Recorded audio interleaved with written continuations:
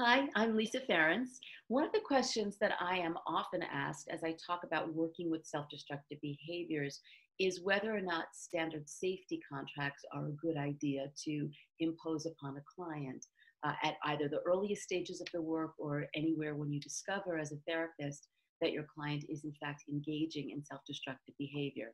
And if you notice, I use the word impose because I actually think that standard safety contracts never work and are not a good idea. And I'm going to explain why. They really often create a power struggle between the therapist and the client. And inadvertently, when we are really kind of forcing clients to sign a document that says, I promise between now and next Thursday, I won't cut myself or I won't pick up and use, what we are inadvertently reenacting is what I think of as the victim perpetrator kind of dynamic of do what I need you to do in order for us to maintain a relationship and a connection. I'm not in any way suggesting that that's a therapist's intention, but I believe that it can be experienced that way by clients who suddenly feel forced to be compliant and acquiescent in order to maintain a connection to the therapist. So for that reason, I think that it can really backfire.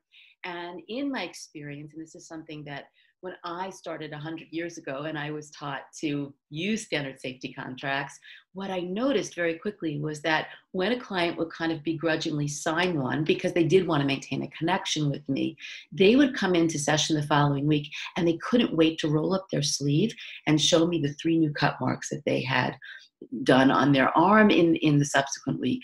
And that was because they needed to show me who was in charge of the process. And I think that because we're dealing with trauma survivors who for so many years of their life did not feel a sense of control about their bodies, when we're forcing them to sign that contract, it reenacts and perpetuates that feeling of not being in control. And I think the way that they can kind of show us that that's not comfortable for them is by actually exacerbating the very behavior that we're wanting to help them extinguish. The other thing that's important to keep in mind is that in a way it's very unfair to say to a client, sign this, and then don't do anything that you've been doing for years in order to cope, in order to self-medicate, to be dissociative, to be numb. We're sort of forcing clients to then white knuckle their sobriety, so to speak. And I think that can really exacerbate the tension, the anxiety, anger towards us, and really leave clients bereft of resources. So rather than saying to the client, you must sign this contract, which again, I'm telling you, I don't think works and creates power struggles and creates a lot of, it can really be a rupture actually in the client-therapist relationship. I have an alternative to standard safety contracts that I think is far more beneficial and effective because what it does is it allows the client to actually work with the impulse to hurt themselves. This is something that I've created almost 20 years ago, and it's something that I've had the great privilege of talking about and training clinicians to use really around the world now. And it's called CARESS, and that stands for Communicate Alternatively, Release Endorphins, and Self-Soothe. And the reason why I have chosen those 3 very specific approaches is because those are exactly the things that clients are hoping to achieve when they engage in any form of self-destructive behavior, whether it's an act of self-mutilation on the skin, whether it's picking up and using a substance, and whether it's engaging in an eating disorder behavior. And so rather than simply saying to the client, you must stop the behavior in order to work with me, what instead I'm going to teach the client to do is when you get the impulse to hurt yourself, before you hurt yourself, you're going to turn to this new paradigm, this new model called CARESS. And it involves setting a timer. And for 10 to 15 minutes, they're going to communicate alternatively. They're going to draw the body part that they want to injure and actually draw the injury so that we're sublimating it, we're taking it off the skin, we're putting it onto paper. They can write about the emotions that kind of overwhelm them when they get the urge to hurt themselves. Even for clients, believe it or not, who do purging, rather than actually purging the food that they've binged on, I have them draw the purge. All of these things are more substantive and they can bring the artwork into therapy. They can bring the journaling. They can bring the poetry. Sometimes I have clients who will shape a body part out of clay and they will use their fingernail to indicate the injury that way.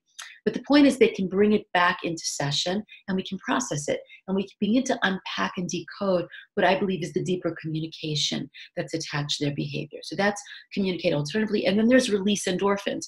The main reason why things like cutting works is because when we injure the body, it signals the brain to instantly release opiates, which make us feel better.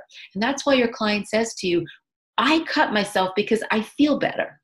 It's not the cutting, it's the release of endorphins that makes them feel better. And so if we can give clients safer alternative ways that they can release endorphins, that's going to meet the need for them.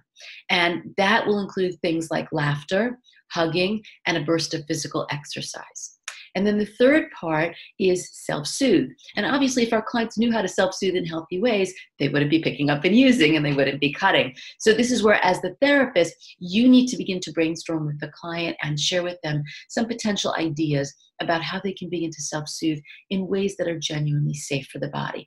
That might include listening to soothing music, taking a warm bath, massaging the hands with hand lotion, blowing bubbles so that they're continuing to breathe, sitting with an animal and petting the animal, wrapping themselves in a blanket and rocking. They only need one thing. So as a therapist, you're going to kind of walk them through the 3 steps of CRESS, and they're going to decide what they want to use. And once they know what they want to use, you're going to then invite them to actually bring in a box, and you want them to personalize it and to put the objects in the box that they're going to need to use to do CRESS. So that's, to me, a much more effective alternative to, you must promise me that you're not going to hurt yourself, because we're giving clients alternative ways to actually meet the need that self-destructive behavior meets. And it is important as clinicians to recognize that our clients do these behaviors because they get something from them. So we need to be very respectful of that. And we need to honor the fact that these are clients who are desperately seeking ways to feel better, to communicate, and to comfort themselves. And we're going to give them healthier ways to get there.